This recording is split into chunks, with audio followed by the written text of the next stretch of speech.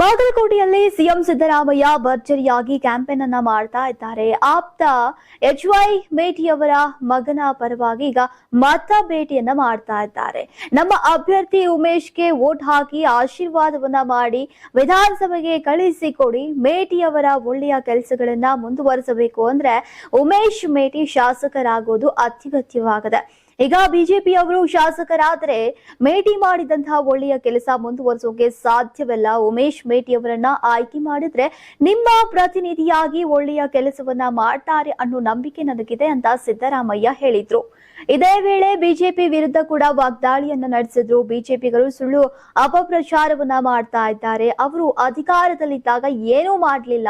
ಸಿದ್ದರಾಮಯ್ಯನವರು ಸಾಲವನ್ನ ಮಾಡ್ತಾ ಇದ್ದಾರೆ. ರಾಜ್ಯ ಆರ್ಥಿಕವಾಗಿ ದಿವಾಳಿ ಆಗ್ತಾ ಇದೆ. ಖಜಾನೆಯಲ್ಲಿ ದುಡ್ಡಿಲ್ಲ ಅಂತ ಅನಗತ್ಯ ಟೀಕೆ ಮಾಡ್ತಾ ಜನರ ದಾರಿಯನ್ನ ತಪ್ಪಿಸುವಂತಹ ಕೆಲಸವನ್ನ ಮಾಡ್ತಾ ಇದ್ದಾರೆ. ಇದೆಲ್ಲ ಚುನಾವಣೆಗಾಗಿ ಸುಳ್ಳು ಆರೋಪಗಳನ್ನ ಮಾಡ್ತಾ ಇದ್ದಾರೆ. 2008ರಿಂದ 2013ರವರೆಗೆ ಅಧಿಕಾರದಲ್ಲಿದ್ರು. ಈಗ 5 ವರ್ಷ ಯಡಿಯೂರಪ್ಪ, ಸದಾನಂದ ಗೌಡರು, ಜಗದೀಶ್ ಶೆಟ್ಟರ್ ಮುಖ್ಯಮಂತ್ರಿ ಆಗಿದ್ರು. ಆಗ ಅವರು ಏನ್ ಮಾಡಿದ್ದಾರೆ ಅನ್ನೋದನ್ನ ಹೇಳ್ಬೇಕು. ಈ ಕಾರಣಕ್ಕಾಗಿ ವೋಟ್ ಕೊಡಿ ಅಂತ ಕೇಳಬೇಕು. ಈಗ ಅವರು ಅಧಿಕಾರದಲ್ಲಿದ್ದಾಗ ಲಂಚ ಹೊಡೆಯೋದನ್ನ ಬಿಟ್ಟು ಬೇರೆಯನ್ನನ್ನು ಕೂಡ ಮಾಡ್ಲಿಲ್ಲ ಅಂತ ಈಗ ಸಿದ್ದರಾಮಯ್ಯ ಅವರು ಖಡಕ್ ಕೌಂಟರ್ ಅನ್ನ ಕೊಟ್ಟಿದ್ದಾರೆ. ರಾಜ್ಯದಲ್ಲಿ LPG ಅಭಾವ ಇರುವಂತಹ ಹಿನ್ನೆಲೆಯಲ್ಲಿ ಪ್ರಧಾನಿ ನರೇಂದ್ರ ಮೋದಿ ಅವರ ನಿವಾಸಕ್ಕೆ ಮುತ್ತಿಗೆ ಹಾಕೋಕೆ ಸಿಎಂ ಸಿದ್ದರಾಮಯ್ಯ ಕರೆ ಕೊಟ್ಟಿದ್ದಾರೆ.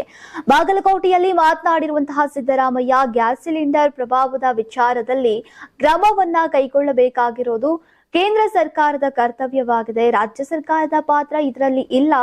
ರಾಜ್ಯ ಸರ್ಕಾರ ವಿತರಣೆ ಮಾಡುತ್ತೆ ಅಷ್ಟೇ.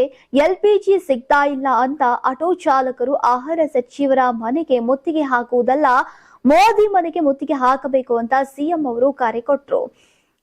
ಇದೇ ವೇಳೆ ಕಾಂಗ್ರೆಸ್ ಅಭ್ಯರ್ಥಿ ಸೋಲ್ತಾರೆ ಅಂತ ತಿಳಿದು ಮುಖ್ಯಮಂತ್ರಿಗಳು 5 ದಿನ ಪ್ರಚಾರಕ್ಕೆ ಇಳಿದಿದ್ದಾರೆ ಹಾಗೂ 1.5 ತಿಂಗಳು ಮಾತ್ರ ಸಿಎಂ ಅಧಿಕಾರದಲ್ಲಿರ್ತಾರೆ ಎಂಬ ಕೇಂದ್ರ ಸಚಿವ ವಿ ಸೋಮಣ್ಣ ಅವರ ಹೇಳಿಕೆಗೂ ಕೂಡ ಸಿಎಂ ಅವರು ಟಾಂಗ್ ಕೊಟ್ಟಿದ್ದಾರೆ. ಈಗ ಸೋಮಣ್ಣಗೆ ಪ್ರಚಾರ ಮಾಡೋಕೆ ಸಮಯ ಇಲ್ಲ, ಕ್ಷೇತ್ರದಲ್ಲಿ ಸೋಲ್ತೇವೆ ಅಂತ ಗೊತ್ತಿರೋದ್ರಿಂದ ಈಗ ಹೆಚ್ಚು ಪ್ರಚಾರವನ್ನ ಮಾಡ್ತಾ ಇಲ್ಲ. ಮುಖ್ಯಮಂತ್ರಿಗಳ ಸ್ಥಾನದ ಬಗ್ಗೆ ಮಾತನಾಡೋಕೆ ಅವ್ರಿಗೇನು ಕಾಂಗ್ರೆಸ್ ಹೈಕಮಾಂಡ್ ಅಲ್ಲ. ಈಗ ಬಿಜೆಪಿಯವರು ಸುಳ್ಳು ಹೇಳೋದ್ರಲ್ಲಿ ನಿಸ್ಸೀಮರು. ಬಾಗಲಕೋಟೆ ಕ್ಷೇತ್ರದಲ್ಲಿ ಬಿಜೆಪಿ ಸೋಲತ್ತೆ ಎಂಬ ಭಯದಿಂದ ಬಾಯಿಗೆ ಬಂದಂಗೆ ಮಾತನಾಡ್ತಾ ಇದ್ದಾರೆ ಅಂತ ಗುಡುಗಿದ್ದಾರೆ. ಬಿಜೆಪಿ ನಾಯಕರು ನಮ್ಮನ್ನ ಸಾಲದ ಸರ್ಕಾರ ಅಂತ ಕರೀತಾ ಇದ್ದಾರೆ. ಆದ್ರೆ ಕೇಂದ್ರದ ನರೇಂದ್ರ ಮೋದಿ ಸರ್ಕಾರ ಸಾಲವನ್ನೇ ಮಾಡಿಲ್ವಾ? ಹೀಗಂತ ಉಪಮುಖ್ಯಮಂತ್ರಿ DK ಶಿವಕುಮಾರ್ ಅವರು ಗುಡುಗಿದ್ದಾರೆ. ಹಾಗೂ ಬೆಲೆ ಏರಿಕೆಯನ್ನ ನಿಯಂತ್ರಿಸೋಕೆ ಕೇಂದ್ರ ಸರ್ಕಾರಕ್ಕೆ ಸಾಧ್ಯವಾಗಲಿಲ್ಲ. ನಾವು ಜನರ ಕೈಗೆ ಹಣವನ್ನ ನೀಡ್ತಾ ಇದ್ದೇವೆ ಅಂತ ಕುಟುಕಿದ್ರು. ಮೋದಿ ಅವರು ದೇಶದ ಪ್ರತಿಯೊಬ್ಬರ ಅಕೌಂಟ್ಗೆ 15 ಲಕ್ಷ ರೂಪಾಯಿಯನ್ನ ಹಾಕ್ತೇವೆ ಎಂದಿದ್ರು. ಎಲ್ಲಿ ಹಾಕಿದ್ದಾರೆ?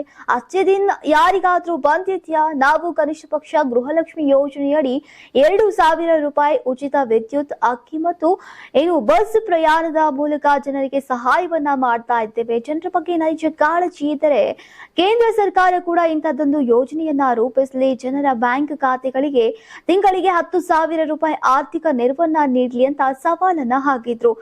ಬಿಜೆಪಿ ಖಾಲಿ ಮಾತು ಮೂಲಕ ಜನರನ್ನ ಮರಳು ಮಾಡ್ತಾ ಇದೆ. ಅಕ್ಕಿಗೆ ಅರಿಶಿನವನ್ನ ಬೆರೆಸಿ ಅಯೋಧ್ಯೆಯಿಂದ ತಂದಿರುವಂತೆ ಬಿಂಬಿಸಿಕೊಂಡಿದೆ.